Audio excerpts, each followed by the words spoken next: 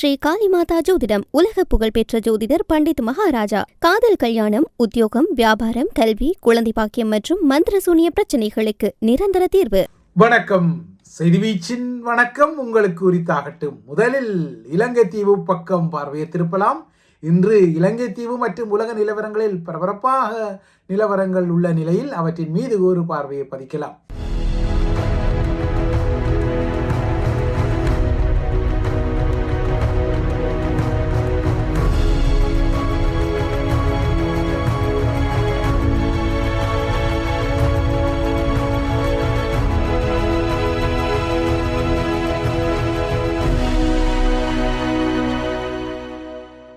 தமிழ் மக்களின் அரசியல் பிரதிநிதியாக கருதப்படும் சுயேட்சை நாடாளுமன்ற உறுப்பினரான அர்ச்சுனா ராஜபக்ஷ குடும்பத்துக்காக திடீரென கரிசனை கொண்டு குரல்களை கொடுத்தாலும் மஹிந்த ராஜபக்ஷ அப்பா, கோட்டாபாய ராஜபக்ஷ சித்தப்பா, நாமல் பேபி தம்பி என்ற பாணியிலான புதிய உறவு முறையில் குரல் கொடுத்தாலும் ஈஸ்டர் தாக்குதல் சதி தொடர்பாக தன்னை ஸ்ரீலங்காவின் குற்ற புலனாய்வு பிரிவு பயங்கரவாத தடை சட்டத்தின் கீழ் கைது செய்வதை தடுக்க கோரி கோட்டாபாய ராஜபக்சவும் நேற்று ஸ்ரீலங்காவின் மேன்முறையீட்டு நீதிமன்றத்தில் அவசரமான ரிட் ஆஃப் ப்ரொஹிபிஷன் எனப்படும் நீதி பேராணையை கோரும் ரிட் மனு ஒன்றை தாக்கல் செய்தும் அதன் முடிவுக்காக காத்திருந்தாலும் வேறு சில நகர்வுகள் இடம்பெறத்தான் செய்கின்றன.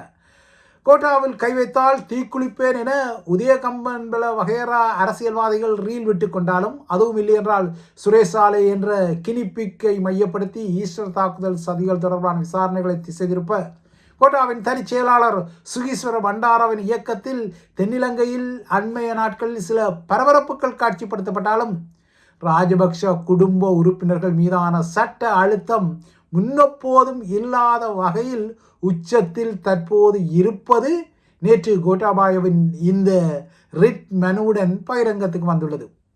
ராஜபக்ஷ குடும்ப உறுப்பினர்களில் பேசில், நாமல், யோஷித, டெசிபாட்டி, ஏன் மஹிந்தவின் மனைவி ஷிராந்தி என பலர் மீது பரபரப்பான ஊழல் முறைகேட்டு வழக்குகள் இருந்தாலும் இந்த முகங்களில் கர்மா என்ற அடிப்படையிலாவது உள்ளே போக மாட்டார்களா, இல்லை என்றால் கைது செய்யப்பட மாட்டார்களா என ஈழத்தமிழர்களின் கணிசமான வகிவாகும் எதிர்பார்க்கும் இரண்டு முகங்கள் உண்டென்றால் அவை நிச்சயமாகவே மஹிந்த மற்றும் கோட்டா ஆகிய முகங்கள் தான் என்பதும் வெளிப்படையான ஒரு விடயம்.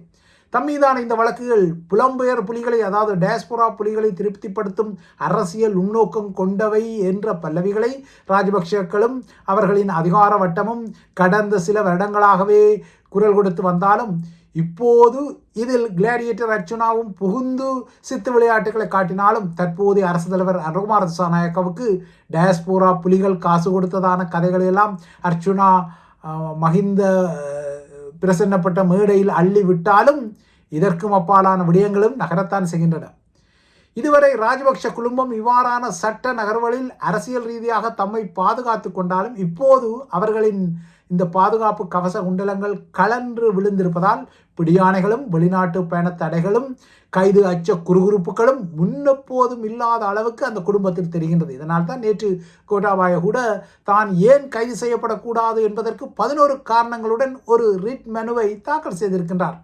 2019 ஈஸ்டர் தாக்குதல் சதிகள் தொடர்பான விசாரணைகளுக்காக தான் கைது செய்யப்படுவதை அல்லது தடுப்பு காவலில் ஸ்ரீலங்காவின் பயங்கரவாத தடை சட்டத்தின் கீழ் வைக்கப்படுவதை தடுத்து கொள்ள ஒரு நீதி பேராணை உத்தரவு ஒன்று கனம் கோட்டார் அவர்களே வழங்கிக் கொள்ளுங்கள் என்ற பாணியில் கோட்டாபாய ராஜபக்ஷ இந்த மனுவை மேன்முறையீட்டு நீதிமன்றத்தில் தாக்கல் செய்திருக்கின்றார். இந்த மனுவில் 11 பாயிண்ட்ஸ் உள்ளன. அதில் சில பாயிண்ட்ஸுகள் அவதானத்துக்குரியன. அவற்றில் ஒன்றாக ஈஸ்டர் தாக்குதல் குறித்து பிரித்தானியாவின் சேனல் 4 தொலைக்காட்சியின் ஆவணப்படத்தில் அசாத் மௌலானா முன்வைத்த குற்றச்சாட்டுகள் குறித்த விடயமும் அதன் பின்னால் கடந்த சில நாட்களுக்கு முன்னர் தனக்கு விதிக்கப்பட்ட பயணத்தடை குறித்த விடயத்தையும் கோட்டாபாய சுட்டிக்காட்டியிருக்கின்றார். தற்போது வெளிநாட்டில் வசித்து வரும் அசாத் மௌலானாவை தான் ஒருபோதும் சந்தித்தது இல்லை என்றும் அவருடன் தனக்கு எந்தவித தொடர்பும் இல்லை என்றும் இந்த மனுவில் கோட்டாபாய குறிப்பிட்டிருக்கின்றார். ஈஸ்டர் தாக்குதல்களில் தனக்கு எந்த தொடர்பும் இல்லையென்றால் தான் எந்தவித சதிகளையும் செய்யவில்லை என்பதால் எந்த நேரத்திலும் இது தொடர்பான விசாரணைகளுக்கு தான் ஒத்துழைக்க தயாராக இருக்கும் போது தன்னை கை செய்ய வேண்டிய அவசியம் என்ன, இல்லையென்றால் பயங்கரவாத தடை சட்டத்தின் கீழ் தடுப்பு காவலில் வைக்க வேண்டிய அவசியம் என்ன, இவையெல்லாம் தேவையில்லை என்றும் தனது மனுவில் கோட்டாபாய ராஜபக்ஷ கூறியிருக்கிறார். இதேபோல தற்போது குற்ற புலனாய்வுத்துறையின் இயக்குநராக உள்ள ஷானி அபேசுகரா தனது ஆட்சியில் புலனாய்வுத்துறையிலிருந்து நீக்கப்பட்டதால் தன் மீது ஒரு வஞ்சகமான விரோத போக்கை அவர் கொண்டிருப்பதால் அவர் தன்னை கைது செய்ய துடிப்பதாகவும் கோட்டாபாய ராஜபக்ச தனது மனைவியில் குறிப்பிட்டிருக்கின்றார். அதேபோல ஈஸ்டர் தாக்குதல்கள் தொடர்பான பல விசாரணைகள் அந்த தாக்குதல்களுடன் தன்னை இணைக்கும் எந்த ஆதாரத்தையும் இதுவரை புலப்படுத்தவில்லை என்றும் இதற்கு ஆணைக்குழுக்கள் நடத்திய விசாரணைகளை சாட்சி என்றும் கோட்டாபாய தனது மனைவியில் கூறியிருக்கின்றார். இதனால் ஈஸ்டர் தாக்குதல் விசாரணைகள் தொடர்பாக வழக்கின் இறுதி தீர்ப்பு வரும் வரை தன்னை கைது செய்யவோ அல்லது தடுத்து வைக்கவோ மேற்கொள்ளப்படும் எந்த ஒரு முயற்சியும் தடுக்கப்பட வேண்டும். அவ்வாறான முயற்சிகள் சட்டவிரோதமானவை, பகுத்தறிவற்றவை, நியாயமற்றவை, நீதி மற்றும் தனது அடிப்படை மனித உரிமைகளை மீறிக்கொள்பவை என்பதால் இந்த கைது முயற்சியை தடுக்க ஒரு நீதி பேராணையை, அதாவது ரிட் ஆஃப் ப்ரொஹிபிஷனை வழங்க வேண்டும் என கோட்டாபாய தனது மனைவியில் கூறியிருக்கின்றார். ஆனால் கோட்டாபாய இவ்வாறாக தனக்கு ஒரு ரிட் மனுவை தாக்கல் செய்து அதில் 11 அம்சங்களை அடுக்கிக் கொண்டாலும் முன்னர் போதும் இல்லாத வகையில் அவர் கைது செய்யப்படுவதற்கான சாத்தியக்கூறுகள், அதாவது கவுண்ட் டவுன் தற்போது நெருக்கமாக நகர்வதை அவதானிக்கக்கூடியதாக இருக்கின்றது. என்று அவருக்கு வெளிநாட்டு பயணத்தடை விதிக்கப்பட்டதோ அன்றே அது அவரை விசாரணைக்கு தேவையான நபர் என்ற வளையத்தை மறுபுறமாக கட்டத்தான் செய்திருக்கின்றது. அதுவும் தற்போது உள்ளே உள்ள அவரது முன்னாள் உளவு விசுவாசியான சுரேஷ் சாலையின் கைதும் 2019 இலங்கையில் தேசிய பாதுகாப்பு நெருக்கடியை உருவாக்கி அதன் மூலமாக தனது அரசு தலைவர் பதவியை உறுதிப்படுத்த முன்னெடுக்கப்பட்ட சதிகள் தொடர்பான குற்றச்சாட்டுகளும் ஏற்கனவே பல சாட்சியங்களால் உறுதிப்படுத்தப்பட்டிருப்பதால் டெக்னிக்கலி கோட்டாவை தூக்குவதற்கான கவுண்ட் டவுன் ஆரம்பித்திருப்பதாகவே தெரிகின்றது.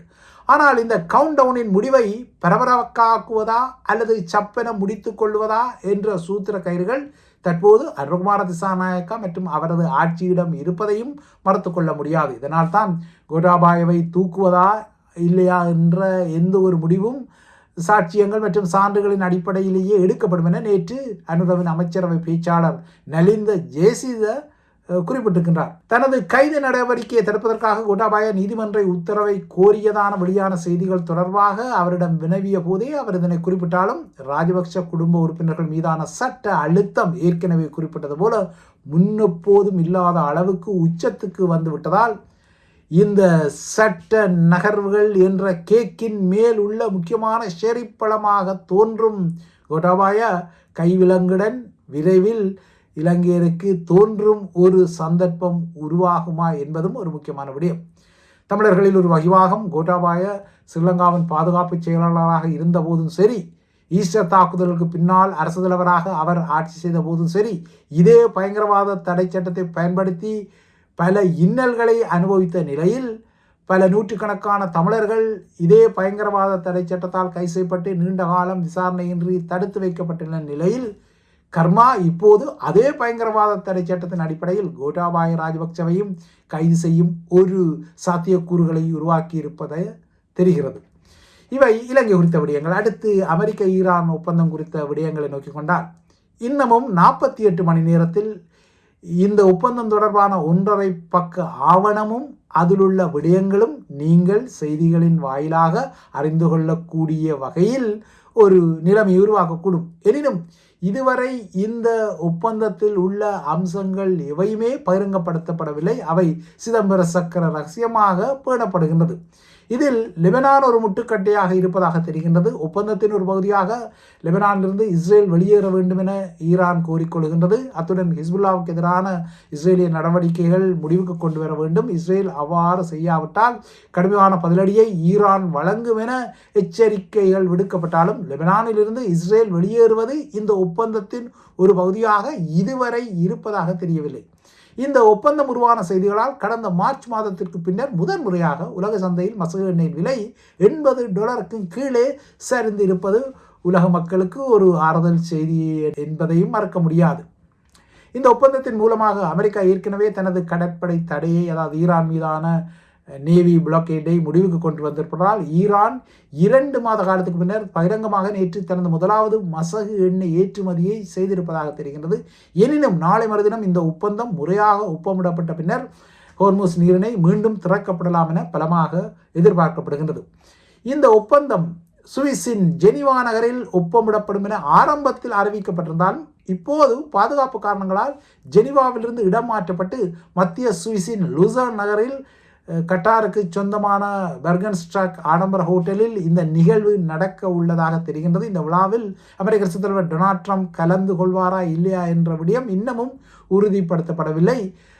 ஏனென்றால் வெள்ளை மாளிகை ஒன்றில் கடந்த ஞாயிறு நடைபெற்ற நிகழ்வை குறிவைத்த சதித்திட்டத்தை FBI முறியடித்ததாகவும் 5 சதியாளர்களை இந்த சதியில் கைது செய்துள்ளதாகவும் அமெரிக்க நிதியமைச்சு நேற்று பரபரப்பாக அறிவித்த நிலையில் ஜெனீவாவில் நடக்கவிருந்த இந்த ஒப்பந்த நிகழ்வு இடமாற்றப்பட்டிருக்கின்றது. இந்த ஞாயிறு சதித்திட்டத்தில் வெடிபொருட்கள் நிரப்பப்பட்ட ட்ரோன்கள், அதாவது ஆளில்லா வான்கலங்களை கொண்டு வெள்ளை மாளிகைக்கு அருகில் உள்ள கட்டிடங்களை தாக்கிக் கொள்வது மற்றும் டொனால்ட் ட்ரம்ப் உட்பட்ட முக்கிய இலக்குகள் மீது துப்பாக்கிச் சூடுகளை நடத்தும் திட்டங்களும் அடங்கி இருந்ததாக அமெரிக்க நீதியமைச்சு நேற்று பரபரப்பான செய்தியை வெளியிட்டுள்ளது. கடந்த வாரம் ஒஹியோவில் 19 வயதான ரைசன் ஃப்ராப்பர் என்ற முக்கிய சந்தேக நபர் கைது செய்யப்பட்ட பின்னர் ஏனைய சதிகாரர்கள் தொடர்பான தரவுகளை FBI கண்டுபிடித்ததாகவும் FBI இயக்குனர் காஷ் பட்டேல் சமூக ஊடகங்களில் இந்த பரபரப்பான செய்திகள் குறித்து பதிவு ஒன்றை இட்டிருக்கின்றார்.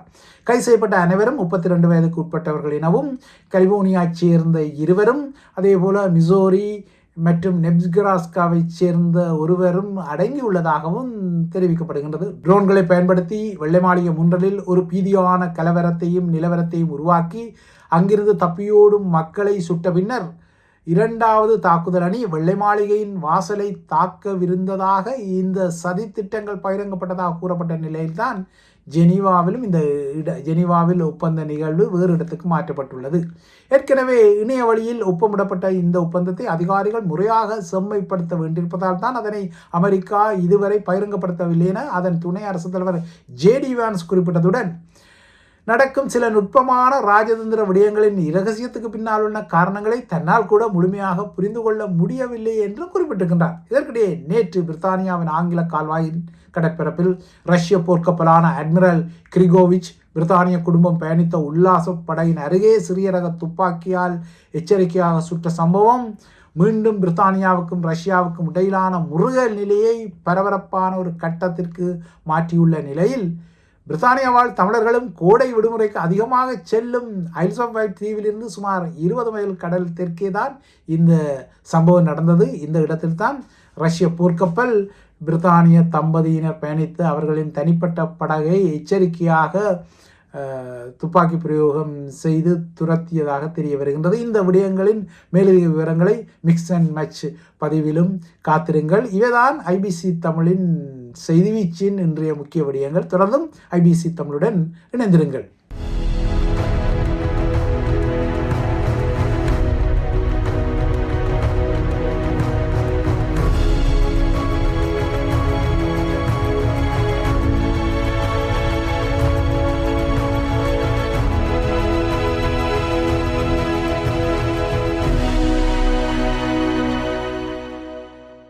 ஸ்ரீ காளிமாதா ஜோதிடம் உலக புகழ்பெற்ற ஜோதிடர் பண்டித் மகாராஜா. காதல், கல்யாணம், உத்தியோகம், வியாபாரம், கல்வி, குழந்தை பாக்கியம் மற்றும் மந்திர சூனிய பிரச்சனைகளுக்கு நிரந்தர தீர்வு.